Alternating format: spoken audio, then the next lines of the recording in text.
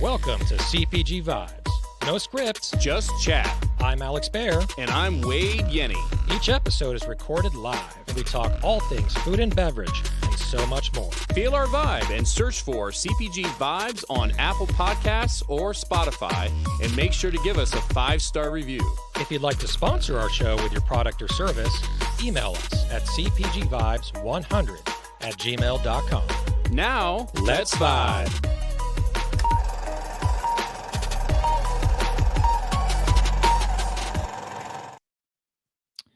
All right, welcome to episode 174 of CPG Vibes. I always forget the number.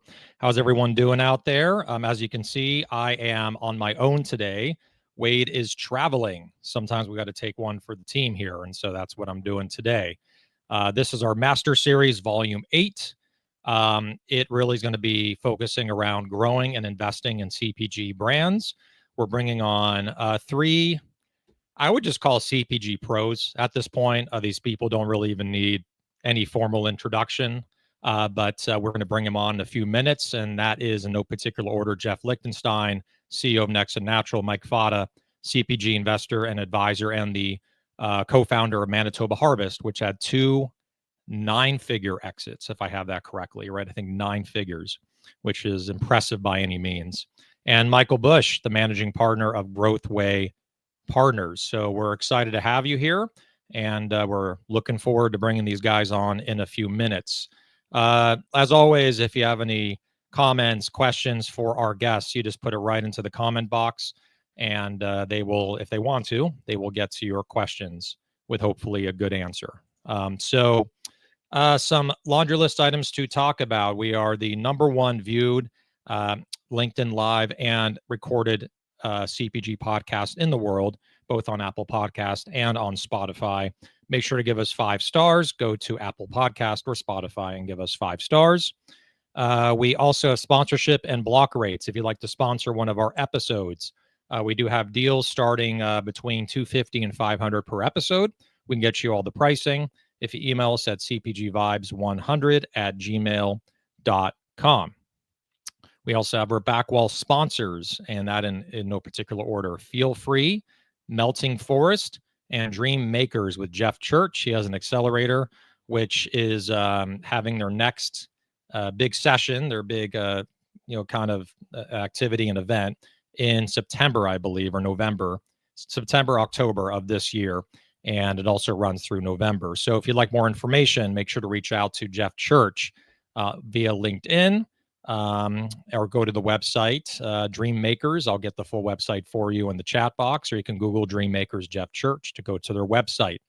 And speaking of Feel Free as one of our sponsors, they are going to be on next week's show. So it's actually very exciting that next Friday, we're going to be having on 3 executives from Feel Free. Botanic Tonics is the company name. Feel Free is the product. And that is Cameron Korabandi, the CEO and president; Chris Elbasunu, Chief Sales Officer; and Aaron Hedinger, the Chief Marketing Officer. And they are one of the fastest growing, if not the fastest growing, energy products right now in the country. They're in nearly 40,000 stores, Circle K nationally. So they're a big, big brand and getting bigger by the day. And as you know, I also work with them and do sales for them and some consulting. So that, I think, is it. We have our YouTube channel, youtube.com/@CPGVibes. And that's basically it. I'm, again, on my own today as far as hosting the show, but I think there's plenty of fodder and conversation that will happen. So I don't need to be under pressure to talk the entire time. I'm going to let these guys chat and share way more wisdom than I could ever have about CPG. I'm learning from these guys each and every day. So we're going to bring them on right now. Again, in no particular order, we have Jeff Lichtenstein, CEO of Next and Natural. We have Michael Bush, managing partner, GrowthWay Partners, and also Mike Fata, who's a CPG investor and advisor. How's it going, guys? Great. What's going on, Alex? Not too much. How was that? I handled myself pretty good there. Look out, Wade. You Yeah. want to go on vacation or travel for too long. Yep, exactly. Don't quit your day job. I guess, no, definitely don't quit it. He's at V-Driven. And also, Wade have you checked out his other podcast, the CPG office hours. Have you seen that on Wednesdays? Nope. I heard about it. Didn't check it out yet. Okay, they got to up their marketing there to get people to watch because, yeah. So Wade and Luke, up your marketing. All right, so we're going to go through just a traditional thing here on the show where everyone's going to introduce themselves and your background. This took a while to get this show together because these guys are busy, right? And to have all the forces aligned where all three of these guys could make it into one episode. What do you think, Jeff? Maybe once a year, if we're lucky, we'll get you guys together. So took heaven and earth. Amen, man. This is my first Virgin podcast, so great to be here. And It's your first podcast in general? Yes, my first one. Wow. Okay. All right. So in that case, we're starting with you then. So Okay. a little hazing here, a little hazing. So introduce yourself, talk to us a little bit about Next and Natural, a little elevator pitch. And then one tradition we have on the show, which I did not say shit about this when I invited you on the show, is it's going to be a complete surprise to you. But you will share one thing about yourself that very few people know about you. So Okay. Jeff, take it away. All right. Well, always great to see you again, Alex, and again, great to meet you, Mike and Michael. So yeah, Next and Natural. I've been just a little background. I've been in the natural organic space for 25 plus years. Helped launch brands, little tiny startups at the time, like Honest Tea, Applegate Farms. We helped launch the Greek yogurt category with Fata. Helped launch a guy I knew because we were a cheese importer at my old company. So a guy I knew who was in the cheese business, we helped him pivot into another category. I gave him 3 pieces of advice: put a big zero on your package. Greek yogurt's going to be a thing, and get rid of that funny sounding name Chobani. So thankfully he didn't listen to the last piece of advice and did listen to the first 2, and that was a pretty successful endeavor. And at that company, we helped launch categories like cold pressed juice, cold brew coffee. We helped launch Stumptown, Blue Bottle, La Colombe, and RTD. And the last 2 big ones, we helped Hugh when they were, also pre-revenue, and finally Beyond Meat. That all caught the attention of UNFI. We wound up joining forces with those guys in 2016. Spent a wonderful year there. Opened a division called UNFI Next. Helped write the business plan for that division.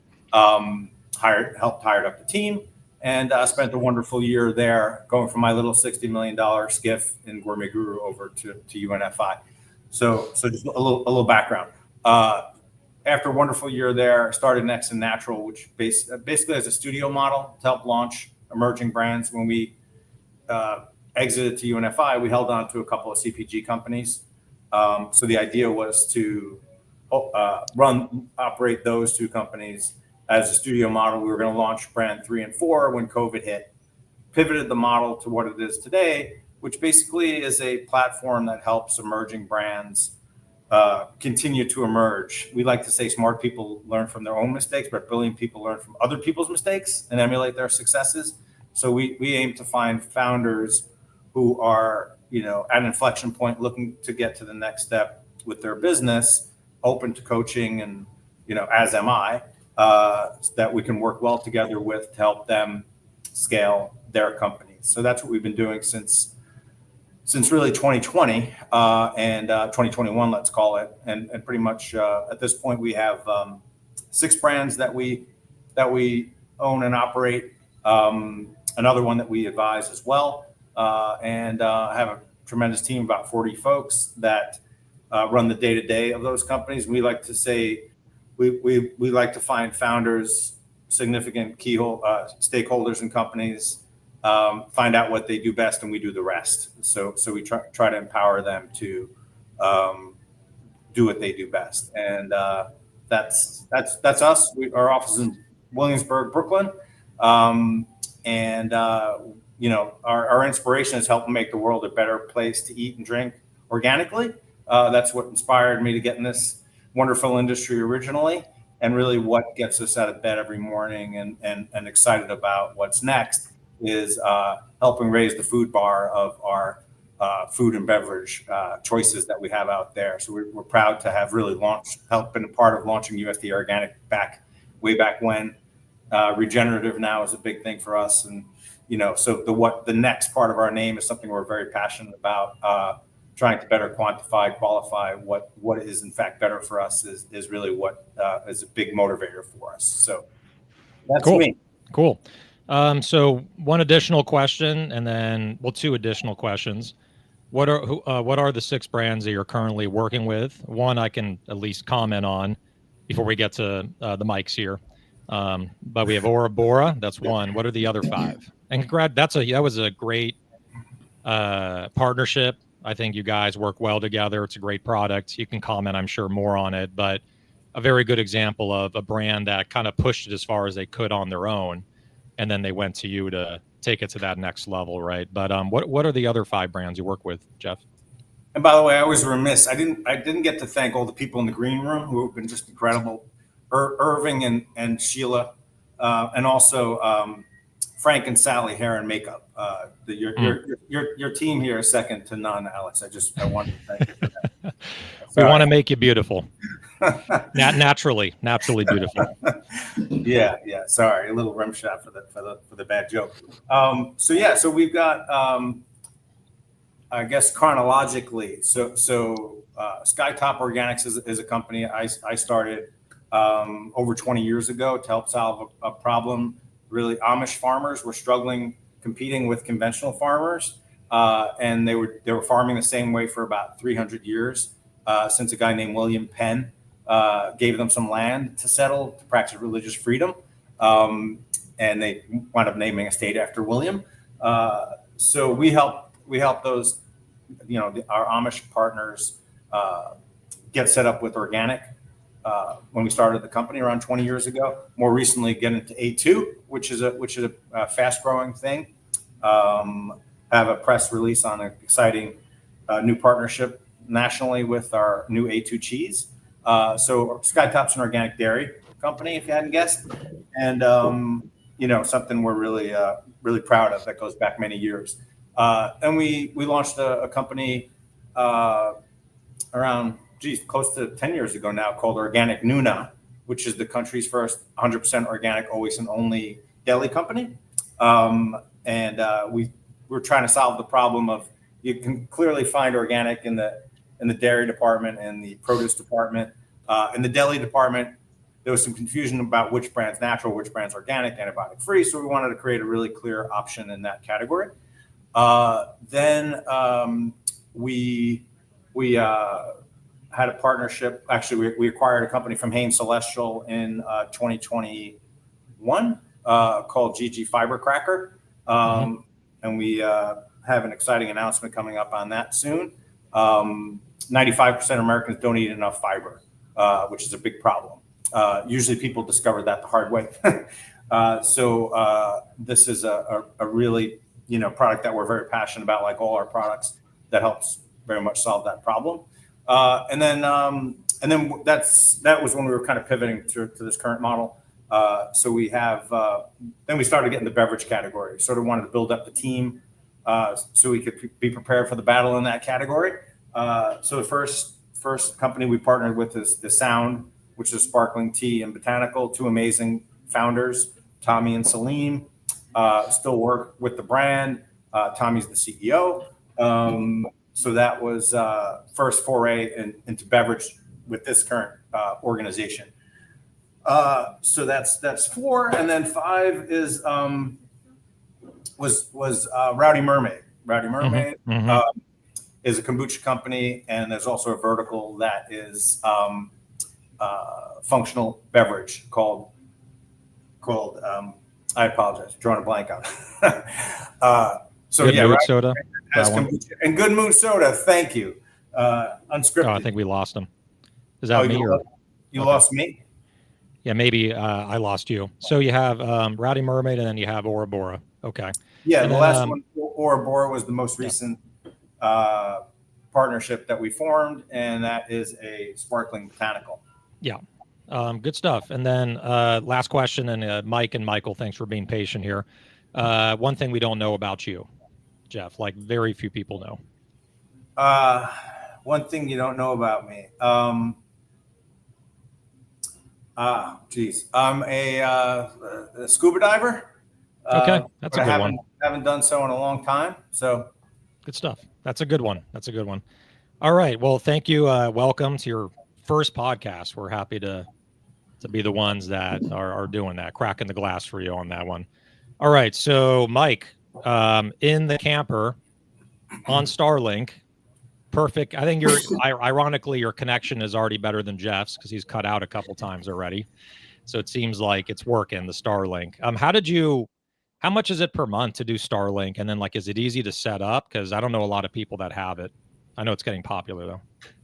Yeah, I'm people either love or hate, it seems, Elon Musk. I'm praising Elon Musk just for the ability, not only my ability to work from anywhere, but you realize when you have Starlink and you could be anywhere, what it's bringing to the world, to all these smaller communities. Pretty soon direct to cell phone, because right now you need the receiver part, but easy to set up, man. They send you a box and it has like one infographic on it that basically says plug it in, and then you can go on the app and set up your Wi-Fi router. And it is what's the price? We've only had it for 2 months. I basically got it for the summer, touring around in my trailer, because you can turn it on and off by month if you want, which I think is cool. And it's 200 Canadian, so I think that's about $125 US a month. Or Great something. deal. Great deal. Yeah. To connect anywhere in the world. Anywhere, Yeah. and unlimited. And what I was telling you before, like we've been around now over the last couple of weeks through Western Canada, but it's always been somewhere between like 100 meg to 350 meg download, and just clear to work, and so yeah, highly recommend if you're trying to work from. And then now they make this little one. The disc is about this, the receiver is about the size of a couple iPads stacked together, and you can put it in your backpack and have internet, 100 meg download internet anywhere in the world. Oh, we were just talking too soon. There we go. Okay. I don't know if it's my connection or, but Mike, you cut out for a second. Uh-oh. On the Starlink intro, you're cutting out for me, Alex. So I think it might be me. Yeah. Everyone else is clear, but. All right. Can you guys hear me okay? Yeah. Yeah, I think I need to reboot my Wi-Fi here. Ironically, I think Mike has the best connection out of all of us here. It sounds very Elon-esque, very simple. You get it, you plug it in. Good stuff. And then I think it's your fourth time sharing this, but can you think of anything else that we don't know about you that you haven't already shared in past episodes? I mean, I like to say there's enough about me on the internet. So if you're really interested, you could just go online and read about it, or read my book. A little prop for the book if you haven't read Grow yet. Yeah, I just the things I'm most proud of is I'm a full-time single dad to two teenagers. Now support a tremendous amount of entrepreneurs in the CPG, natural and organic food space, growing their business, either through investment or advisory or coaching or mentorship or mass mentorship, and going on tour this year, really doing a bunch of public speaking across Canada at different events. And so, and then probably more in the US, but I've been going coast to coast in Canada, and I have another 10 talks this fall, and really enjoy that. So if you're not connected already, send me a note on LinkedIn and let's connect. And yeah, something unique about me that maybe people don't know. I'm also a scuba diver. I'll jump on that one. I will be. I haven't in 2 years, but I'm in Thailand later this year in December for a month, and Thailand is the best scuba diving in the world. I've been there a number of times. Got my PADI certification there. Love scuba diving there. It's kind of like finding Nemo when it's so colorful, so many fish going highways of different ways, and I really enjoy that, which makes it really hard to get insurance. I've realized over the my daughter just got certified in Thailand. Yeah. Oh, it's so much fun there. I tell everyone, like, if you're looking for somewhere to go to Thailand. It's out of this world. Yeah, I've been 6-7 times. It'll be our 8th time going, and just love it there. Awesome stuff. All right, Michael, welcome to our show. Thank you for being here. I think you're the most patient guest of all time. We're 20 minutes in, and you're going to be talking, your first words will be coming from your mouth here.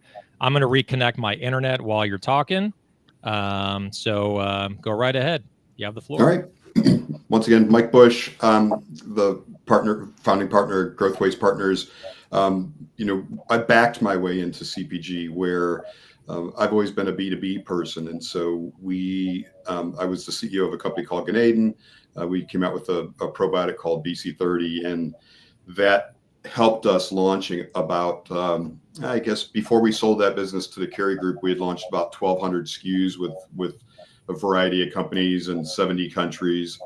That ingredient now is in, got a couple thousand SKUs around the world.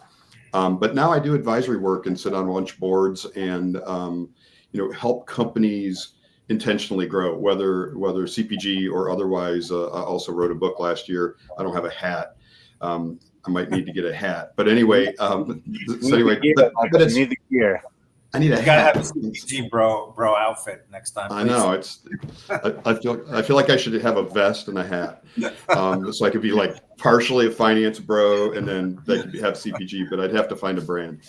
But anyway, so the book's about intentionally growing businesses in the natural products industry from what I've found in looking at lots and lots of exits and looking at lots of companies over the years. There's so many opportunities in this space. It's like a super hot spot for roll-ups right now, because there's so many small successful companies that are probably not going to hit it out of the park commercially, but could if they had a good commercial team. And so, kind of the topic of the book was, if you're going to start and grow a business and you're going to take an investment, you're going to sell that business or you're going to exit that business somehow. It never ceases to amaze me when I meet an entrepreneur who's raised, a seed, maybe an A round, and when I talk to them about exit, they're like, "Oh, I don't know. This is such a great business." And you're like, "Well, if you mentioned to your investors that you'd like to maybe hand this down to your kids that someday." And so it's really focusing on. So my whole career has been focused on building value to generate the largest amount of value possible at an exit, so that we're always thinking about those things, and so that we're thinking about it so that when that business is exited, you're not handing a mess to the acquirer. And so I've always been super proud of the fact that the companies we built have carried on in very much the way they were built, to support the needs of consumers. I started out in healthcare and then moved from healthcare to biotech to ultimately into the natural products. And so pretty much stay in the biotic side of things, but I'm expanding out, with my daughter lives in Toronto and she went to McGill. And so we've got this Canadian connection. So I'm now the chairman of the board of a company called Kinova that's in Fredericton, New Brunswick. And so here I moved to San Francisco and I fly across the continent to go to New Brunswick every once in a while. And so, love the Canadian connection, especially with what's going on in the country right now. It's fun to every once in a while be like, "Hey, I'm part of this Canadian group." So, what don't people know about me? I am a certified meditation instructor. And so have a meditation practice and help people learn. And it's funny, I actually did an online course that I never launched that I should probably put out. But it's meditation for people, business people in the natural products industry or anywhere. And so I'll send it out and it's free. And so I'll put a link in with the notes on the show. Awesome. Good stuff. I was like, when you said certified, I was like half expecting to say scuba diver as well. We don't want to get into my scuba diving experience. It is not exactly stellar. Yeah, I had a really bad scuba diving experience. It was in it was somewhere off the coast. It was like, I can't remember because it was like 15 years ago, and it was on a cruise. And you got off the cruise, and then you went to an island, and it was an island off of Mexico somewhere in like the Caribbean area. Nassau is pretty much the only thing a name I remember. And I scuba dived all the way. I just remember my head swelling unbelievably. And I'm like, dude, like, how the fuck are people doing this? Like, this is painful. And as I got lower, it was just like every foot was like, like the vise was just getting tighter and tighter. Maybe there's tricks to relieve that you guys can share with us. Yeah, like the nose thing and then I lost where I was. And so I'm like, oh man, like where am I? Because the current just took me really fast. And then I went up. Thank God I was going up really slow. And I hit the bottom of the boat. I hit the bottom of the boat with my head. Wow. And then there were barnacles on the boat, which are, I got actually very lucky. Like I hit it in a way where I was going slow enough where I hit it. And in a certain area of my head, that's like where my plate head is, I guess. My plate is in my head. And I didn't bleed, no big scars, but it could have been tremendously worse. So that was my scuba diving experience. And I think I need one of you guys to teach me how to do this stuff because I don't know what the hell I'm doing. All right. So I'm going to get safe to say. Go ahead. Don't tell your insurance provider that, Alex. Cost you more. They don't watch this shit. They're too busy. They're too busy upping the rates on everyone to watch the show. So safe to say your next podcast won't be called Scuba Vibes. Scuba Vibes, yeah. With like a C in the background with bubbles. So the first question I have, it's really amazing. I think we set a lot of records on the show. The first question is coming at 30 minutes into the show. And I did tell these guys in the green room before we went live, I said, because I'm the host, I'm the sole host because Wade is traveling. I don't want too much pressure on me to talk too much and try to keep it going. So I'm like, you guys talk as much as you fucking want for the show. If you want to talk to each other, I'll fade into the background here. So I'm taking that approach on the show. So the first question I have is really I'm gonna direct it at Mike, and then we can go in any which direction. Actually, Jeff, because it's his first show. Then I'll go to Mike after that. What are some key attributes that you look for in brands? Like what's the hierarchy of what's most important when you look at the brand, the founder, and everything that's intertwined when you're making a decision to become involved? I don't know who to attribute these quotes to because everybody takes credit for quotes anyway. But two really good ones are you invest in the jockey and the trainer more than the horse. So, meaning, the product can be good, but if the person running the company is the first priority in our humble opinion. And the trainer, meaning, do they have a mentor, someone that they lean on for the thing I mentioned earlier about, learning from someone else's mistakes, emulating their successes. So that's really the main, the first thing we look at with our model. We're not the corporate raider coming in, and imploding the company. We really want a symbiotic approach of, a talented founder or talented CMO, operator or all the above that can be part of our ecosystem and get all the resources that they've needed to help them scale their business. But yeah, that's number one for me.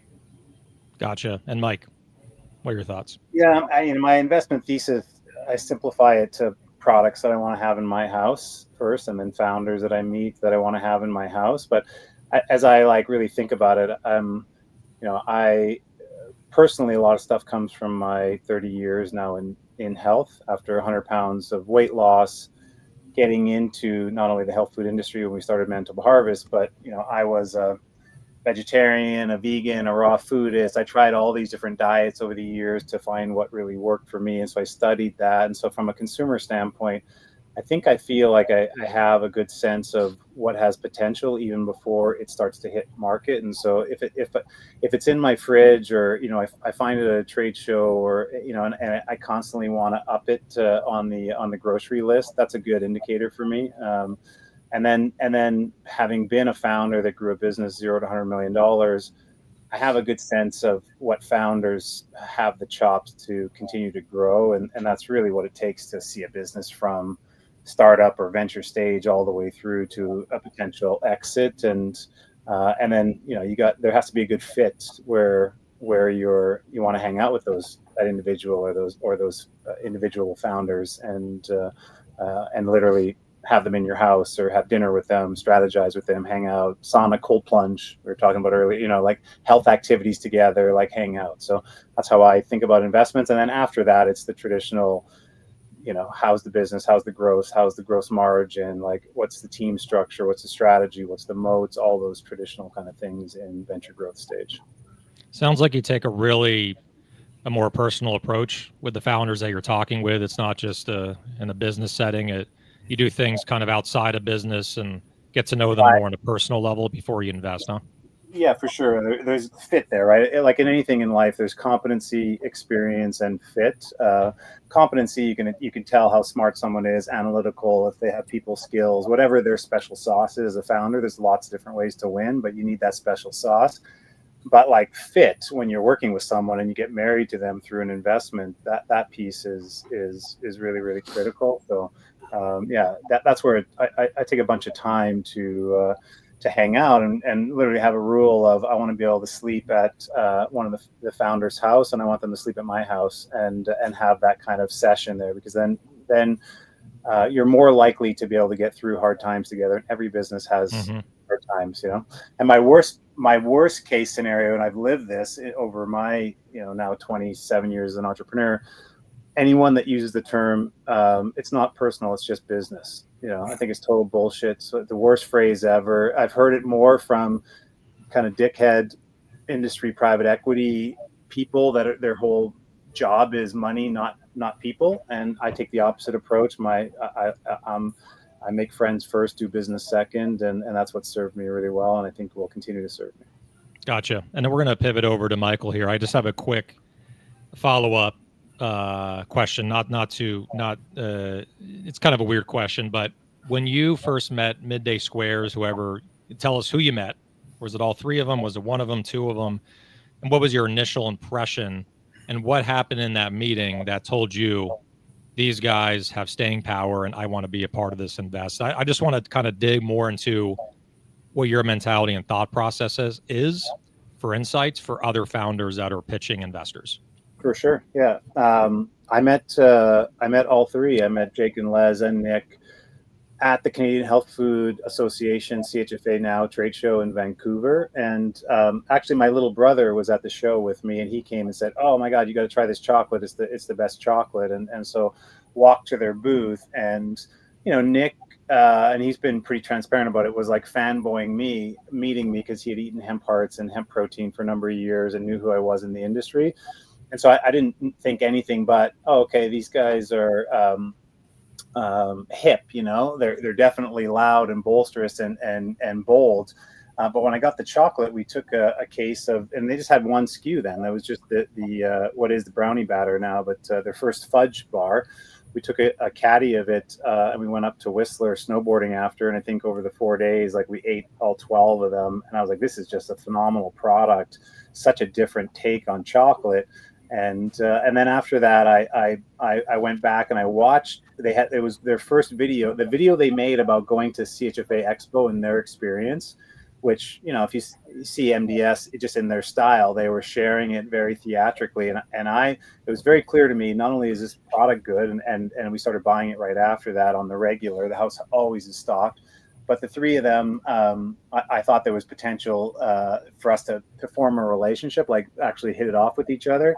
And I knew that they were the first take on the new generation of marketing for CPG brands, which is storytelling, personal brand building, and just making a lot of noise so that you get pull for your brand instead of having to push it. And but yeah, it all started at that show. So I'm a big fan of trade shows. I even think about LinkedIn as a 24/7 trade show. I talk about that because we did follow up after the show and made our relationship on LinkedIn, Jake and I, and then Nick, Les, Jake and I, but that's how it all started. And so if there's founders that are listening to this saying like, how do I get my break? Go out and meet people, go to trade shows. You don't have to have a booth, even just go and like get access, because all the industry veterans and investors and other founders and everyone are there, and you could just form dozens of relationships over a weekend. So.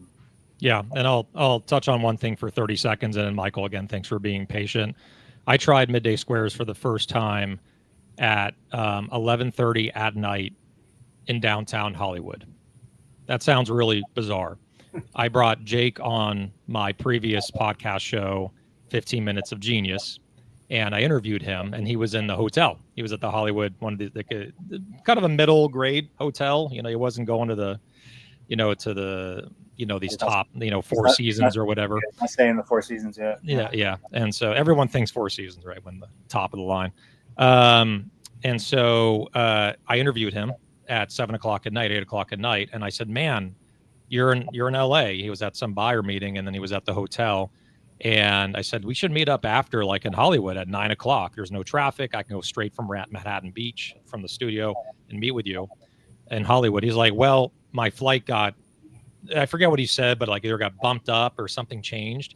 And he had to leave the hotel at 10 o'clock at night or 9 o'clock or something, right after the interview for a red eye. And I said, man, I really want to try your product. I'm having trouble I can't find it in California yet. This is, again, 4.5 years ago.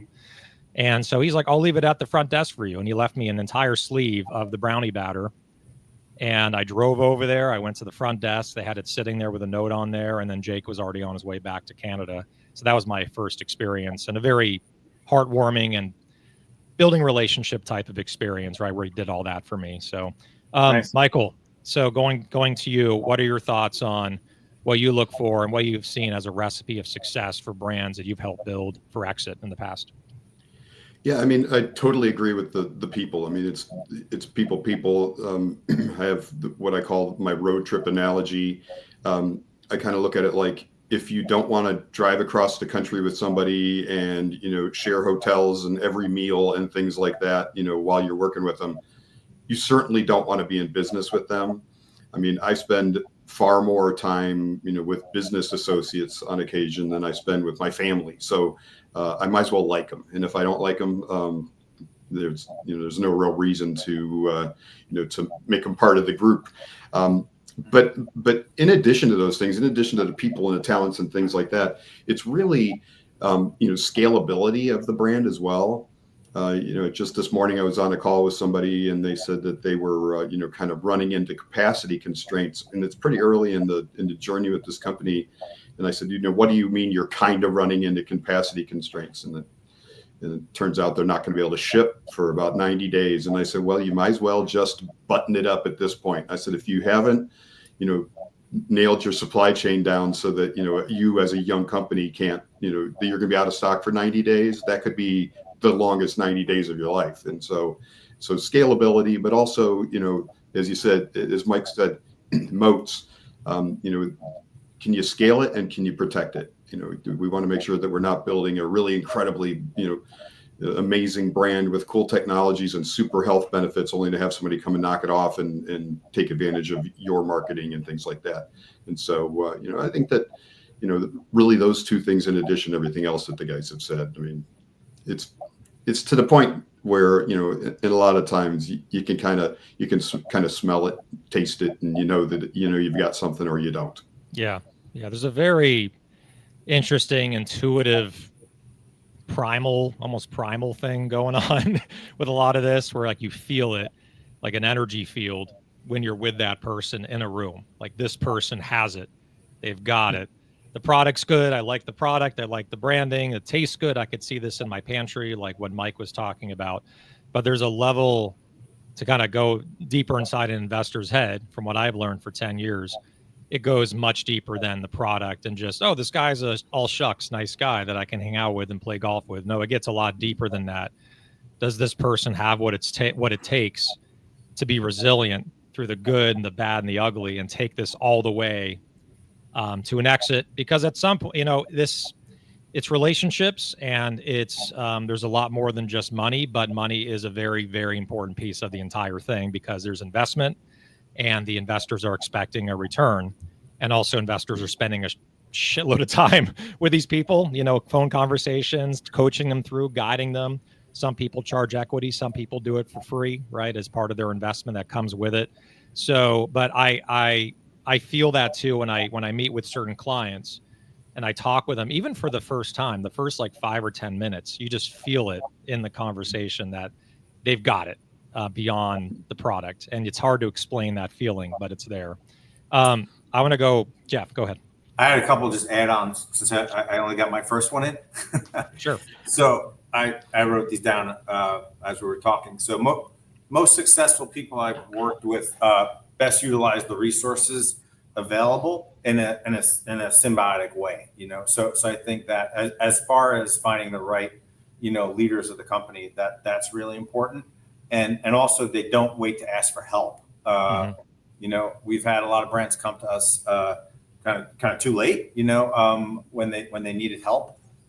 So what do they say? The first to 12-step program is admitting you have a problem.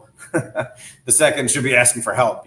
So I think those are kind of the attributes of some of the investable folks and brands we work with. And then the old solving a problem. And if it's not solving a problem now, it certainly should at some point in the future, as far as how the brand is going to evolve. So just wanted to mention those things as well. Mike, what are your thoughts on double clicking on what Jeff just said about founders reaching out for help? Like, what have you experienced as far as how long it takes? Do you have to kind of get it out of them? Do they come to you first proactively? Like, what has been your working relationship as far as them needing help on something? Yeah, I might have a little bit of a skewed piece because, since we sold the business 6 years ago and I went through my kind of like midlife traumas of my, I openly shared it, but just for context for listeners, like my mom dying, us selling the business and getting a divorce and kind of resetting my family life all at once. I came out of that with the focus on being helpful and helping other people so that I didn't feel helpless. And so my tendency is just to help. And so, a number of, I think maybe if not all of the portfolio companies, I was mentoring them in some capacity before I invested in them and advised them formally or joined their board formally. And so I could tell from a mentorship standpoint, if someone has 20 minutes with me and what questions they ask, or what kind of things if they're texting and asking for something, what they're asking, and then more importantly, like a month later, a couple of weeks later, a month later, a couple of months later, did they action that and where are they now, right? And so that's what I look for because and we say it in business all the time, I'd rather hold someone back, like someone is just racing to grow, to try new things, to meet new people, all these things, than to try to push someone forward, especially in an investment standpoint. Like I'm a good governance guy, but I'm a governance guy by, for most part, like holding the entrepreneurs back to good process and doing things really well, not encouraging them to think about different things and having to push them. So yeah, you want someone that's really, whether that comes in the form of questions or just like sound checks, even, because they have all these different ideas more than questions. That's a really good sign of an entrepreneur that's going to be able to advance further. Makes sense. Michael, anything to add? Yeah, I totally agree. I mean, it's interesting when you piggybacking on what you just said, Mike, when somebody has the ability to think strategically, they just can. People have the ability to think about strategy in all aspects of their life, or they don't. And it really kind of cracks me up when you have somebody that doesn't understand what's happening in the world around them and in their business and how they need to grow it and how they need to respond as a person and things like that. And so I do I find it interesting. I love it when an entrepreneur comes to me, like say that it's a CEO of a company. They'll come and they'll have a prepared list of questions. They'll be like, hey, I'd like to pick your brain for 10 minutes. Here are my questions, and then you can kind of organically have that conversation versus, can you help me with, can you help me boil the ocean? And then we'll talk about the detail that we really need help with, down the road. And so it's, the thoughtfulness of people is super important to me. I think, Michael, it even goes further for me nowadays, like, because we used to say, don't ask a question that you can Google, right? Like, come on, don't burn a question that you could Google. Now you're like with AI, and I use so much ChatGPT. I tell a founder, like, founders say, something about financial literacy, like how's the best structure of the P&L or whatever. I'm like, or what's the right org chart or job description or whatever look like from a former fashion. Like, AI can handle all of that. So, like, don't ask they say there's no dumb questions. Well, if you have limited questions to an advisor, to a mentor, to a potential investor, there are some dumb questions. There are ones that you can solve yourself, because we're living in the day of just Google it or AI it and get to the specifics. But it sorry for this, but it also it jumps off into the number one thing that I think that people that are looking for mentorship, the number one question that they can ask any mentor that's qualified is, what would you do if you were in my situation? Because then it puts it on to the mentor to say, okay, I have a read of your business, your personal strengths and weaknesses. They can ask some qualifying questions, and then I have no problem with not telling entrepreneurs what to do, but telling what I would do if I was in their situation, because of the experience that I had, and that's a lot more helpful. So people that are listening, or if they're not thinking about it that way, you don't have to have all the right questions to ask. You when you align with the right person, ask them what they would do if they were in your situation and why, and that can be super helpful. And mentors like that. That's why they want to share. They want to share their experience. I had a mentor early in my career, and the guy was just somebody that I would die to. Today, unfortunately he's passed, but I mean, today I would love to have somebody like this in my life.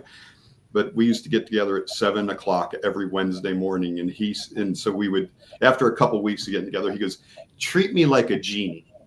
You've got 3 questions and then you're out. He's like, so treat me like a genie and use your questions wisely. And so one day I came in with the old cliche, I'm like, here's my 3rd question is can I have unlimited questions? And he said, finally, we are getting somewhere. But he really wanted, it was 20-minute conversations we had, every Wednesday at 7 o'clock, face to face.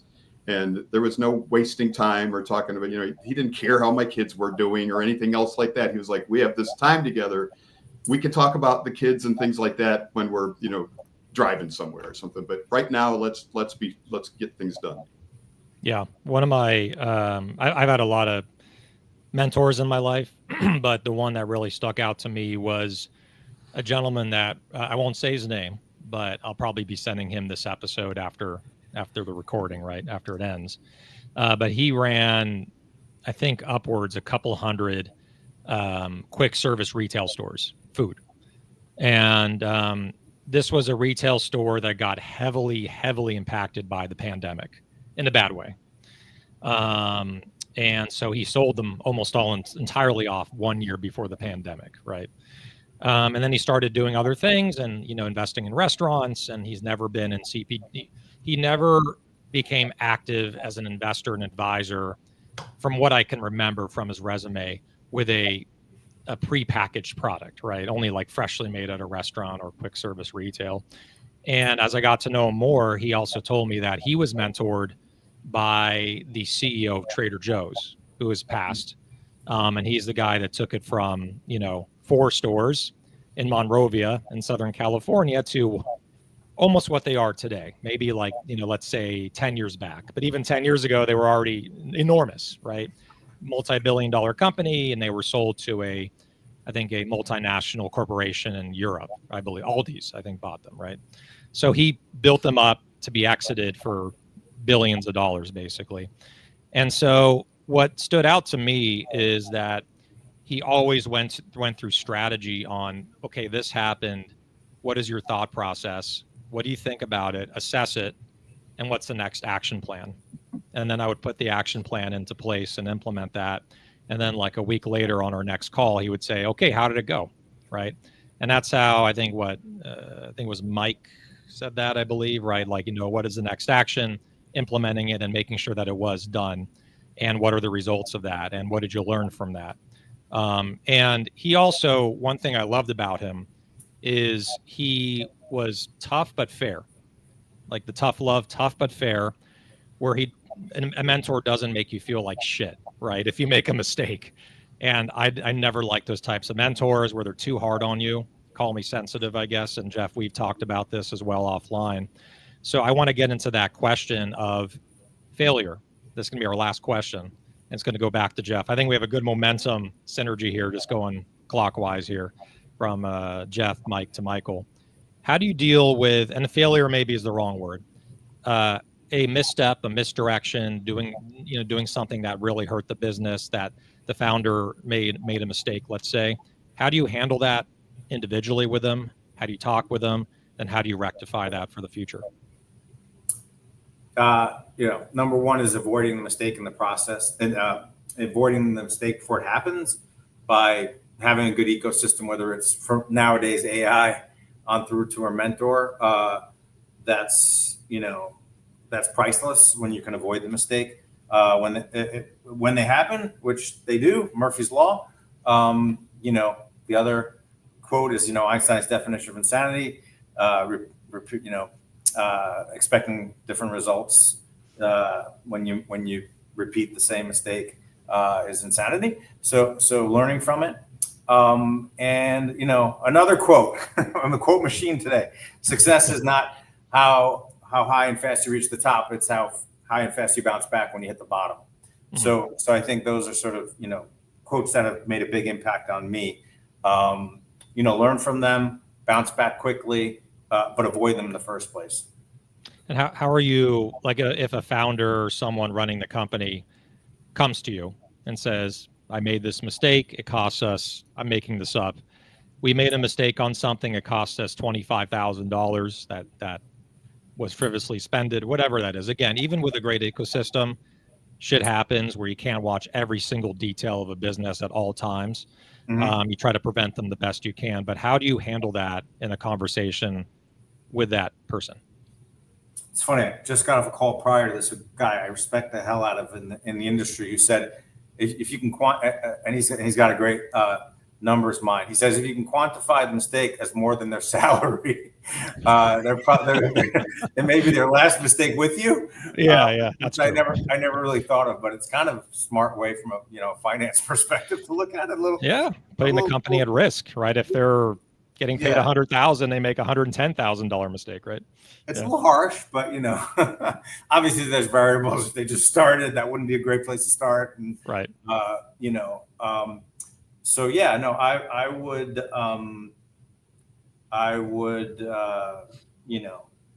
beyond those things I mentioned, try to look at the making sure you have the SOPs in place to avoid it happening again.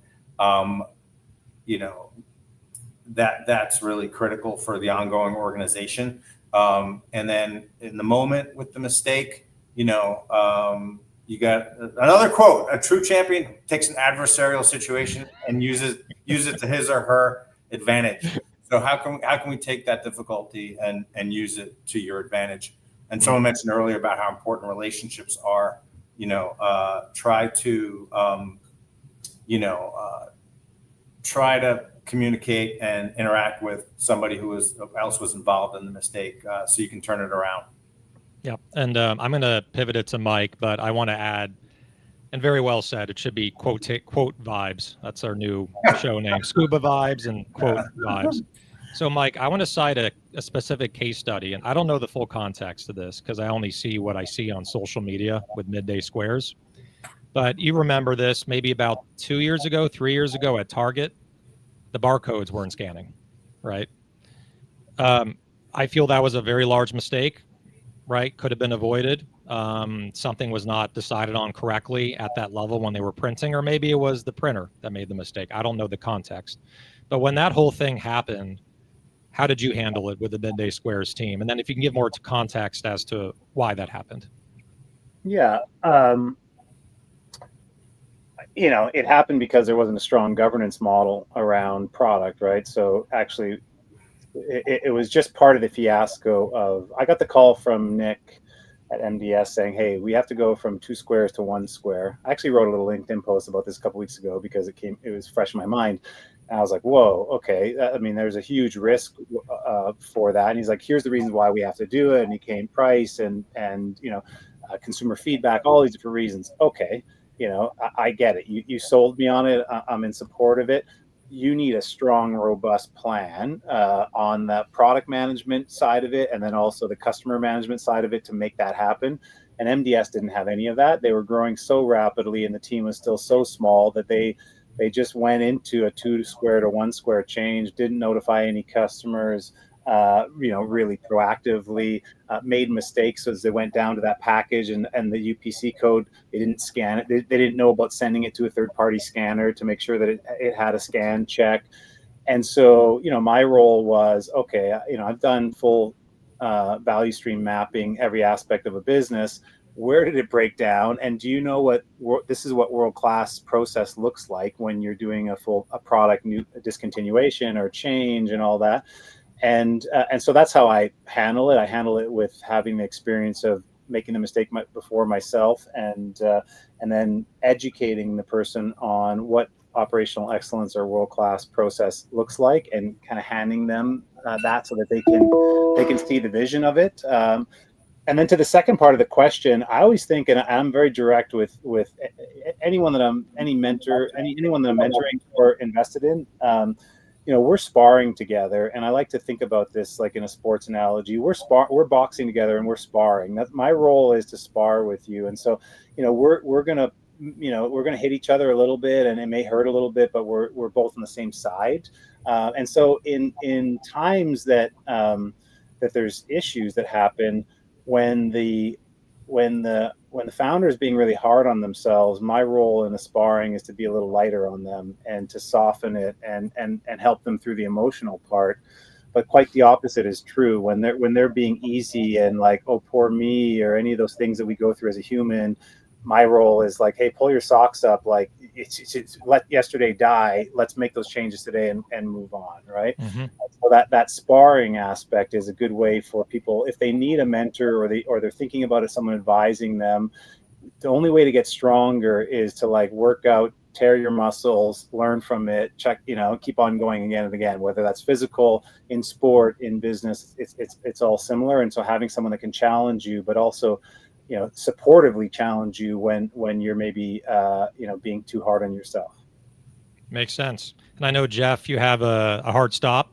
So if you need to hop off, you can hop off now. We're going to end in about a couple minutes, but thank you so much for joining us. If anyone wants information, Next and Natural. Thank you, my brother. Be well, everybody. Great meeting you, Mike and Michael. Thank you for the quotes. God bless. Thanks. All right. So we're going to wrap up the show, but before we do, Michael and Mike, I love everything you said, by the way. I 100% agree with, knowing what's the word, when to push, when not to push, reading the room, reading the entrepreneur, and doing the right thing at the right time. And that takes a lot of skill sets, a lot of EQ, not IQ, but mostly EQ on how to do that. Because at the end of the day, you have to enjoy working with each other. And if they feel, if they feel hurt to an extent where they don't want to work with you, no matter how smart you are, that's a big problem, right, for the ecosystem and culture of the business. So that's really, really well said. I love that. Michael, you have the last word, and then we're going to wrap up the show. Yeah, I mean, as far as mistakes go, I kind of look at it like, I see entrepreneurs make mistakes out of ignorance more than malice. I can't ever remember seeing somebody make a mistake just because they didn't care. But there's two types of issues that companies run into, and those are the ones that they could have avoided, or that that they can avoid, that they can then avoid in the future. And then there's some that are just kind of like, sometimes the world just turns upside down. There's a contamination in a manufacturing plant. There's a pandemic. There's whatever. How they handle those, to me, is as if not more important than how they handle when they screw up. Because a lot of times when people screw up, they just fix it. They don't make the mistake again. You're very clear that it was a mistake that can be remedied. But how they handle the sky is falling and keeping their team, moving forward, and how they motivate the people around them, and how they control their own emotions and their own emotional intelligence is super, super important. Yeah, 100% agreed. A lot of great gems here. I know we're over time, so I just really, again, wanted to thank you guys. Jeff had to take off a little early. At 1, we're running overtime here, but Mike Fata, investor advisor for CPG Brands. You can look up on your website, right? Mike Fata does. Yeah. Oh, what brands? Yeah, LinkedIn. LinkedIn's got everything about me. It's on the banner. Yeah. It's my go-to. If you want to connect with me, we're not connected, just connect on LinkedIn. And you'll like this, Alex, because I'm going to go straight from here and golf at the Northern Bear Golf Course outside of Edmonton, Alberta. It's an Arnold Palmer course. Oh, wow. Public Wow. course, but it's quite well. The architecture on it looks amazing. So that's my plan for the rest of the Friday here. Awesome. Enjoy. It's probably very, very well kept, I imagine. Arnold Palmer didn't mess around with his courses. Yeah, you know, and Canadians, like you only got so much to season to golf most parts of Canada, Right. so the courses are well put together.